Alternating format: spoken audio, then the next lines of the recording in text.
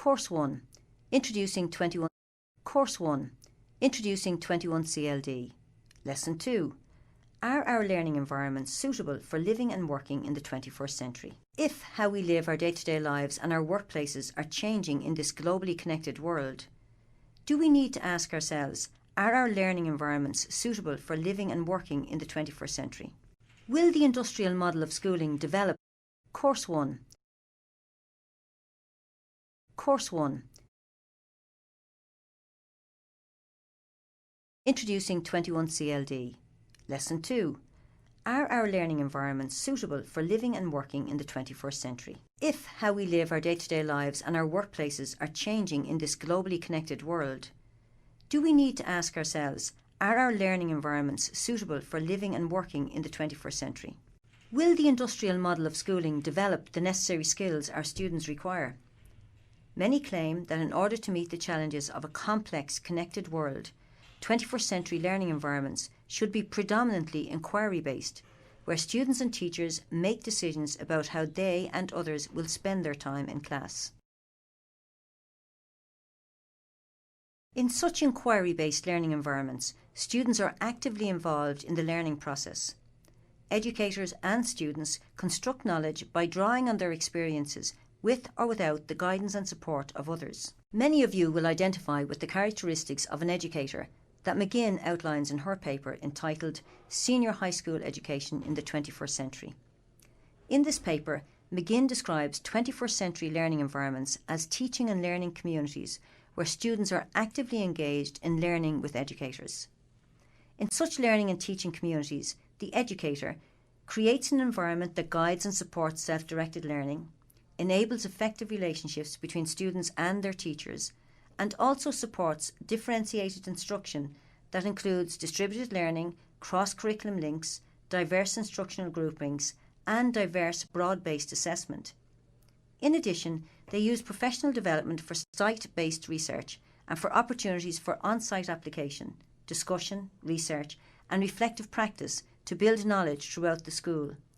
They also integrate feedback from students, parents, and other stakeholders, as well as evaluate and analyse change over time.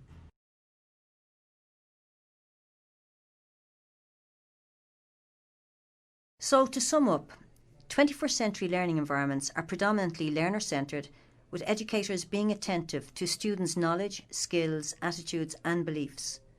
Students are encouraged to ask questions and engage in social discourse, and find out their own answers, as well as asking and constructing their own questions. In such settings, the educator's role changes to that of co-constructor of knowledge rather than transmitter of content. The role of educators changes in this new paradigm. They are no longer viewed as a fountain of knowledge, breaking knowledge up into bite-sized chunks and transmitting it to their students. Their new role is more demanding and more complex. According to McGinn, educators in this paradigm need to be knowledgeable about how students learn and understand available resources, including ICT. They also need to adopt a collaborative approach that embraces change and flexibility of methodology. In addition, they need to develop productive relationships with students that support their engagement with learning.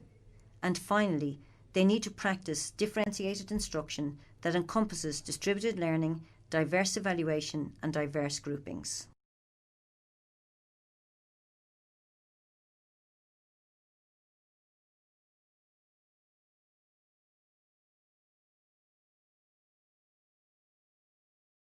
Teaching in the 21st century requires committed professionals who are constantly updating their own knowledge and skills and applying these in their everyday classrooms.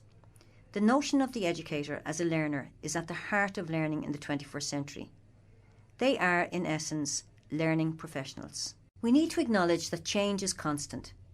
Whether it is the introduction of new technologies, new learning theories, or assessment techniques, introducing these changes into our classrooms and ultimately embedding them into our practice is very often not easy, and it takes time and effort on the part of the educator. But we need to embrace these changes, as the world does not stand still. A student's world can be very different to a teacher's world. Students are members of a generation that have grown up with the internet and an ever-expanding range of communication and collaboration tools. They expect to be always connected and communicate with each other in a myriad of different ways. For many, there's a growing disconnect between their lives and the world of school, a chasm which will need to be bridged before school becomes irrelevant and unconnected to the lives of many students. We need to understand these students who have grown up in this digitally connected world. We need to be able to articulate the attitudes and dispositions that characterise these students in order to design learning environments that will help nurture the particular skills they will require to live and work effectively in their futures. In her paper, McGinn outlines a number of characteristic traits she believes will develop if students are immersed in learning environments that are more appropriate for the needs of the globally connected world in the 21st century. She believes students will experience joy, satisfaction and passion for academic excellence and lifelong learning and be actively engaged in learning both in and out of school. They will also accept ownership of their learning, which involves the ability to be self-directive, decision makers and managers of priorities in and out of school. They will also use technology to achieve personal learning goals and to succeed in various learning activities. In addition, they will learn multiple languages and develop an appreciation for cultural patterns and expectations. They will also have the ability to access learning opportunities that involve multiple modalities. So how do we empower and support educators to design learning environments so that students can develop the skills required for the 21st century? Indeed, what are these 21st century skills? In this lesson, we examined whether our learning environments are suitable for living and working in the 21st century. In the next lesson, we will examine these 21st